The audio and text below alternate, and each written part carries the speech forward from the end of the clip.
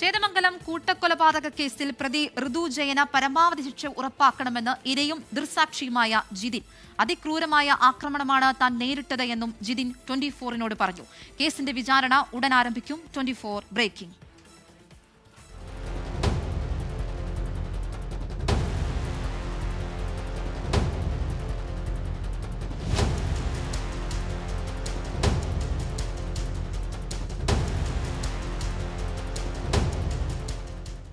മൂന്നര മാസത്തെ ആശുപത്രിവാസത്തിന് ശേഷമാണ് ജിതിൻ സാധാരണ ജീവിതത്തിലേക്ക് തിരിച്ചെത്തിയത്. ജനുവരി 16-ന് വൈകിട്ട് ഋതു ജയൻ എന്ന കൊടുങ്ക്രിമിനൽ നടത്തിയ ആക്രമണം ഇപ്പോഴും ജിതിന്റെ ഓർമ്മയിലുണ്ട്. പ്രതിക്ക് തൂക്കുകയർ ലഭ്യമാക്കണം. ഏറെ നാളായി തർക്കം നിലനിന്നിരുന്നെങ്കിലും കൃത്യമായ ആസൂത്രണത്തോടെയാണ് പ്രതി കൊലപാതകം നടത്താൻ എത്തിയതെന്ന് ജിതിൻ 24-നോട് പറഞ്ഞു. ഇവൻ നേരെ കയറി വന്നിട്ട് അകത്തോട്ട് കയറിയത്. ഞാൻ റൂമിലേക്കായിരുന്നു. ഞാൻ റൂമിൽ നിന്ന് ചിന്നുവിനെ അടിക്കലും കണ്ടിട്ടാണ് ഞാൻ വന്നത്. ചിന്നടിക്കൽ കണ്ട അവളെ ഞാൻ പിന്നെ താങ്ങി പിടിച്ച്. അപ്പൊ എന്നെയും അടിക്കുക ചെയ്ത്.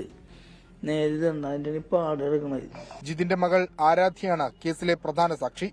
അമ്മയെ ആക്രമിക്കുന്നത് തടയാൻ ശ്രമിച്ചതന്നെ പ്രതി വലിച്ചെറിഞ്ഞെന്ന് ആരാധ്യ. നോലോളിയുടെ ഒച്ചയിട്ട് അപ്പൊ ഞാൻ ഓടിച്ചെന്നപ്പോ അമ്മയും അച്ഛനും ഇങ്ങനെ കിടക്കണ അവസ്ഥ ഞാൻ കാണുന്നത്. എന്താണ് എന്റെ അമ്മനെ വീണ്ടും തല്ലാന്നപ്പോ ഇങ്ങനെ അമ്മ തല്ലാണ്ട് ഇങ്ങനെ ഇതായിട്ട് എന്നെ പിടിച്ച് മാറ്റി ചെയ്ത് ഒരിതായിരുന്നു. ഒരു കാര്യം ഉറപ്പാക്കാൻ നല്ല വെളിവും ബോധവും ഉള്ള ഇതിലാണ് ചെയ്തേക്കണേ. പ്രതിപക്ഷ നേതാവ് വി ഡി സതീശനും ചേന്ദമംഗലം പഞ്ചായത്തും നാട്ടുകാരും സംയുക്തമായാണ് ജിതിന്റെ ആശുപത്രി ചെലവ് വഹിച്ചത്. ദുബായിലായിരുന്ന ജിതിന് ഇനി തിരികെ ജോലിയിൽ പ്രവേശിക്കാൻ ബുദ്ധിമുട്ടാണ്. കുട്ടികളുടെ പഠിപ്പും വീട്ടിലെ ചെലവും പ്രതിസന്ധിയിലാകുമോ എന്ന ആശങ്കയുണ്ട്. കാരണം ഞാൻ ഗൾഫിലായിരുന്നു. ഞാൻ അങ്ങോട്ട് തിരിച്ചു പോകാൻ പറ്റാത്ത അവസ്ഥയായി. ഈ സൈഡ് മൊത്തം തളർന്നുപോയി. ഇന്നത് റെഡിയാകുമെന്ന അറിയില്ല. നല്ലൊരു ജീവിതമായിരുന്നു. അത് നശിപ്പിച്ചറിഞ്ഞു സത്യം പറഞ്ഞു കഴിഞ്ഞാല്. കേസിൽ അന്വേഷണ സംഘം 292 പേജുള്ള കുറ്റപത്രം പറവൂർ കോടതിയിൽ സമർപ്പിച്ചിട്ടുണ്ട്. സ്പെഷ്യൽ പബ്ലിക് പ്രോസിക്യൂട്ടറെ നിയമിച്ചാൽ വിചാരണ ഉടൻ പൂർത്തിയാകും. സന്തോഷ് ശേഖർക്കൊപ്പം വിഷ്ണു സുരേഷ്, 24.